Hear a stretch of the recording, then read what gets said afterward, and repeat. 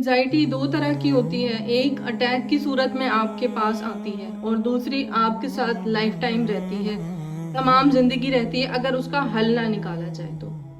Anxiety attack किस तरह होता है? एंजाइटी अटैक में आपको दोनों चीज़ें बताऊंगी। एंजाइटी अटैक इस तरह होता है कि याद रखें, पर्सन टू पर्सन, बंदा टू बंदा वेरी करता है। मतलब हर बंदे का जो एंजाइटी अटैक होगा वो ज़रा मुख्तलिफ होगा दूसरे बंदे से।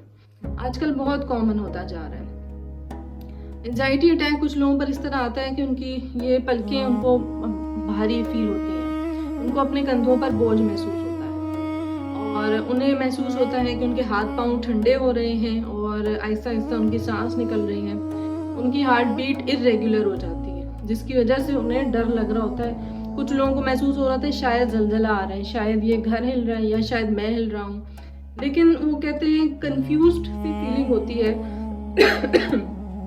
आई एम सॉरी, कुछ कंफ्यूज फीलिंग होती है उनके।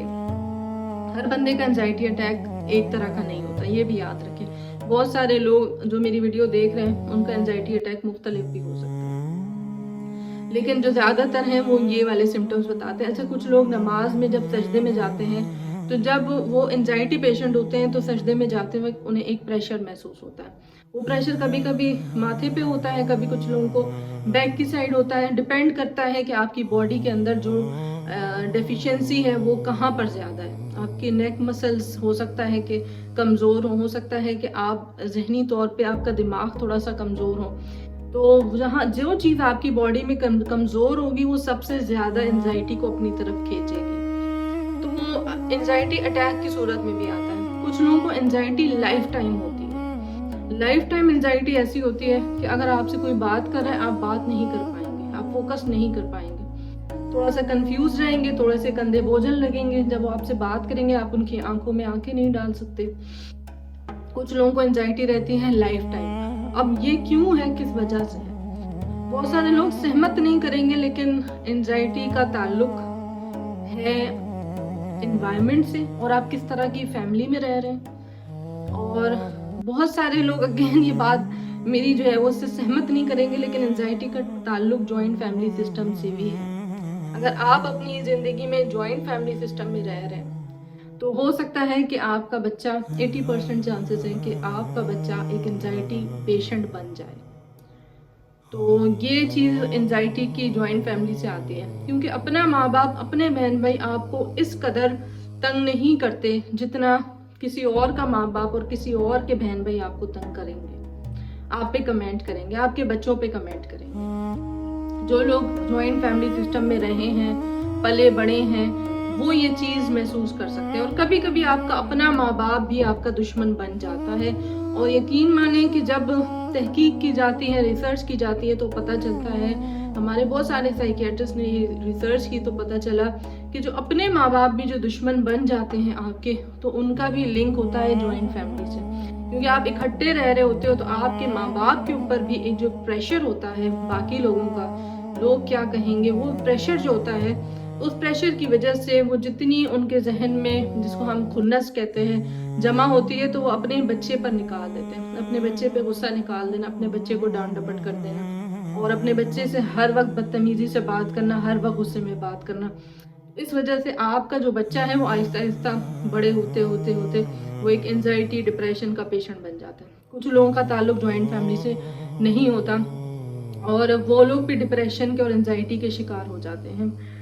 कुछ जगहों पर देखा गया है कि बहुत सारा पैसा भी एंजाइटी का और डिप्रेशन का सबब बनता है, और कुछ जगहों पर देखा गया है कि जो मिडिल क्लास तबका है वो लोग भी एंजाइटी और डिप्रेशन के शिकार होते हैं निस्बत गरीब लोगों के, क्योंकि गरीब को पता है कि मेरे पास नहीं है तो नहीं है। एंजाइटी से फाइट कैसे करना है? You want to fight anxiety. आप एंजाइटी से फाइट करना चाहते हैं, आप चाहते हैं कि एंजाइटी आपके साथ हमेशा ना रहे।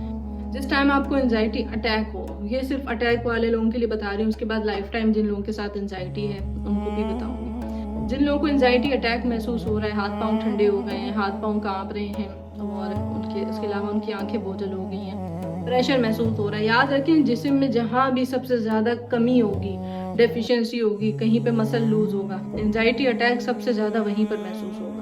अगर आपके पाँव में कैल्शियम की, बॉडी में कैल्शियम की कमी है तो आपको हड्डियों की तरफ एक प्रेशर महसूस होगा। अगर आपके नेक मसल लूज है तो आपको अपने कंधों की तरफ प्रेशर महसूस होगा, गोया कि कोई जिन्नात वगैरह ऊपर बैठ गए हैं। जिस तरह कहा जाता है कि हम में जिन्नात हैं, जिन्नात का साया है, वो जिन्नात नहीं होते, वो जो भारीपन होता है वो आपकी बॉडी की डेफिशिएंसी होती है।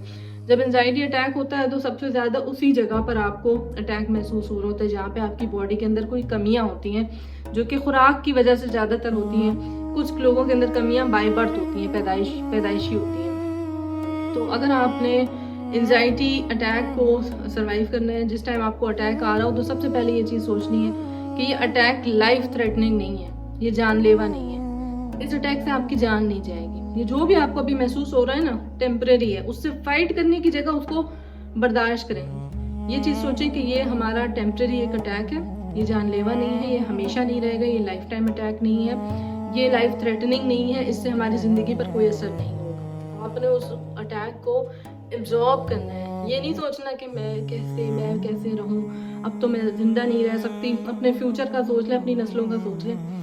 ये अटैक ज़्यादातर रहता है आधे घंटे से 1 घंटे की मुद्दत तक। ये अटैक आपको रहेगा आपके हाथ पांव, बॉडी में जहाँ पर कोई कमियां हैं वो सारी कमियां आपकी उसी टाइम आ जाएंगी और आपके हार्ट बीट तेज़ होने लगेगी। आपको मुख्तलिफ लोगों के अलग अलग सिम्टम्स होते हैं।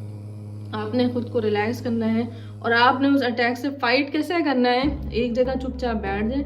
अगर आप कोशिश करें ठंडा पानी जो है वो अपने फेस पर मारें, और ऐसे टाइम में सोशलाइज नहीं करना, आप कोशिश करें कि कहीं साइड पर चले जाएं। अब वो आपके एंजाइटी अटैक का टाइम है, वो एंजाइटी अटैक अपना टाइम ले के ही जाएगा। तो आपने उससे इसी तरह फाइट करना है कि आपने बैठ जाना है, ठंडा पानी अपने फेस पर लगाना है, और उसके बाद जब ये अटैक गुजर जाएगा, क्योंकि सब लोगों का गुजर जाता है, परेशान होने वाली बात नहीं है, आजकल ये कॉमन है। जब वो गुजर जाता है तो उसके बाद एक गोली आती है, एक टैबलेट होती है, उसका नाम है प्रोलैम। प्रोलैम ऐसी गोली है जो कुछ पेशेंट्स को मैंने देखा है कि सूट करती है और बहुत ज़्यादा सूट करती है। वो एक गोली 0.5 mg की आप खा लें, डेली के आप खाएं, कम से कम ये आपने 3 हफ्ते तक ये एक गोली खानी है। इसका नाम है प्रोलैम। अगर आप लोगों की कंट्री में इस नाम के साथ नहीं मिलती तो आप इसका फॉर्मूला नेम देखें और फिर वो खाएं। और यकीन माने कि ये गोली आपके जहन को काम करती है। आपके जहन को काम का मतलब होता है रिलैक्स करना, आपके जहन को रिलैक्स कर देती है। आपकी जो एक्स्ट्रा ओवर थिंकिंग वाली जो चीज़ होती है आपके अंदर, उसको ख़त्म कर देती है। आपने ये गोली खा लेनी है। इससे आपका ये होगा कि डेली बेसिस पे आप महसूस करेंगे कि आपके एंजाइटी सिम्टम्स कम होते चले जा रहे हैं। उसके बाद जो सबसे अहम चीज़ है, जिसे हम लोग सुनना भी पसंद नहीं करते हैं, वो है आपकी खुराक, आपकी डाइट चेंज। बहुत सारे लोग कोक, पेप्सी, मिरिंडा ये अपनी डेली लाइफ में इस्तेमाल कर रहे होते हैं। ये तो सबसे बड़ी चीज़ है एंजाइटी को ट्रिगर करने की। मेरे कुछ सुनने वाले हो सकता है कि वो ड्रिंक भी करते हों, तो अगर वो ड्रिंक करते हैं तो फिर तो ड्रिंक सबसे बड़ी प्रॉब्लम है एंजाइटी को ट्रिगर करने के लिए। तो ड्रिंक आपने नहीं करना। सबसे पहली चीज़ आपने अपनी खुराक का ख्याल करना है। खुराक आप नॉर्मल रोटी सालन खाएं। मैं आपको ये नहीं कह रही हूँ आपने ड्राई फ्रूट मंगवा लेने, आपने जो महंगी चीज़ें आती हैं मंगवा लेनी है। एंजाइटी और उसमें हम ऐसी खुराक नहीं हम लोगों को बताते कि आपने महंगी चीज़ें मंगवा लेनी, नहीं, आप अपना रोटी सालन खाएं। लेकिन जो आपका शुगर इंटेक है, जो कोल्ड ड्रिंक पी रहे हैं या जो लोग सिगरेट पी रहे हैं, जो स्ट्रेस को ओवरकम करने के लिए जो चीज़ों का इस्तेमाल किया जा रहा है, दर हकीकत वही आपकी एंजाइटी को ट्रिगर कर रहा है। कुछ लोगों के साथ हमेशा की एंजाइटी रहती है, हमेशा का डिप्रेशन रहता है। अब उनके लिए बहुत बड़ा स्टेप उनको लेना है। अब वो क्या लेना है? Lifestyle changes.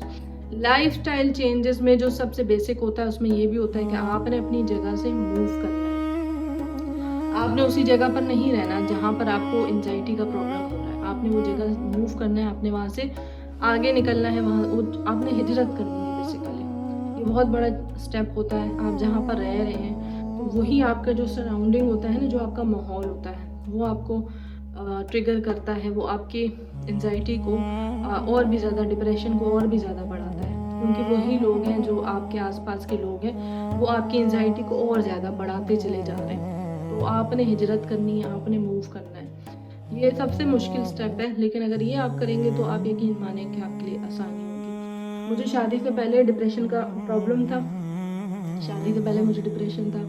मुझे डॉक्टर ने कहा कि लाइफस्टाइल चेंजेस से होगा, और उसमें सबसे पहली चीज़ डॉक्टर ने यही कही कि आपको मूव करना है, यहाँ से निकलना है जहाँ पर आप रहती हैं।